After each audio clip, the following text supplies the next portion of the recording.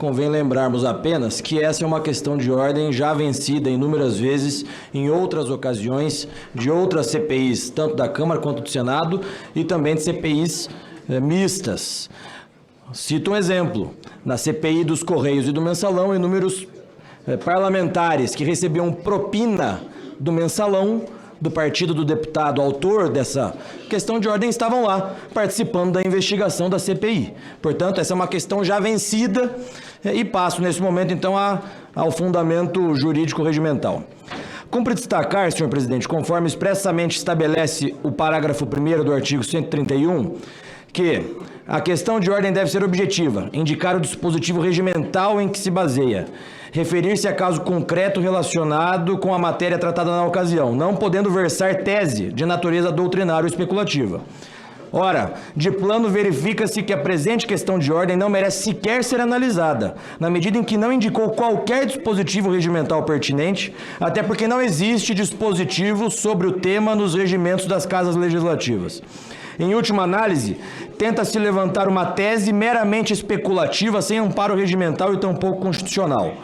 Mesmo que se cogitasse em ultrapassar esse óbice regimental, a título argumentativo, é competência exclusiva dos líderes a indicação dos membros de uma comissão temporária, nos termos esculpidos nos regimentos de ambas as casas, valendo citar o artigo 9º do Regimento Comum, no sentido, insta-se de que os membros das comissões de Congresso Nacional serão designados pelo presidente do Senado mediante indicação dos líderes. Por outras palavras, não cabe ao presidente da CPI ou a outro parlamentar membro dessa comissão deliberar sobre a composição do seu colegiado. Nesse sentido, por analogia, o TRF1, na CPI da Covid, CPI recente, cassando liminar que proibia a indicação do senador Renan Calheiros para a relatoria à época, assentou que, nos termos do artigo 89 do Regimento Interno do Senado Federal, compete ao presidente das comissões designar na comissão relatores para as matérias, cuja prerrogativa se traduz no pleno exercício das prerrogativas parlamentares, observando a proporção das representações partidárias nela existentes. Com efeito, segundo o princípio da separação dos poderes consagrado no artigo 2º da nossa Constituição, são poderes da União independentes e harmônicos entre si, legislativo, executivo e judiciário. Nesse passo, não há suspeição para parlamentares em uma CPI, uma vez que as regras no direito processual não se aplicam a tais procedimentos.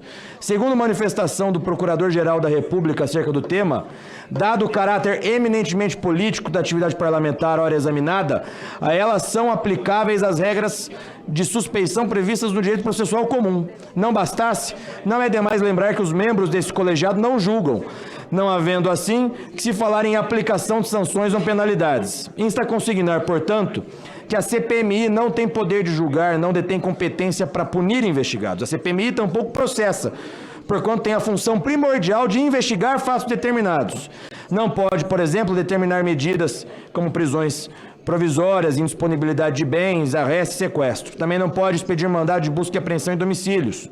Seria, assim, um precedente esdrúxulo e muito perigoso que se abriria para o parlamento categorizar os parlamentares em níveis diferentes. Uns que podem, a partir de agora, participar de uma dada comissão temporária e outros que não podem participar, utilizando-se, pasmem, de uma análise subjetiva por qualquer pessoa que seja acerca de suspeição ou suposta suspeição de um deputado ou de um senador. Por isso, senhor presidente, peço que Vossa Excelência não conheça dessa questão de ordem ou, caso conheça, que julgue improcedente a questão de ordem, uma vez que é matéria vencida em inúmeras outras ocasiões em comissões parlamentares de inquérito.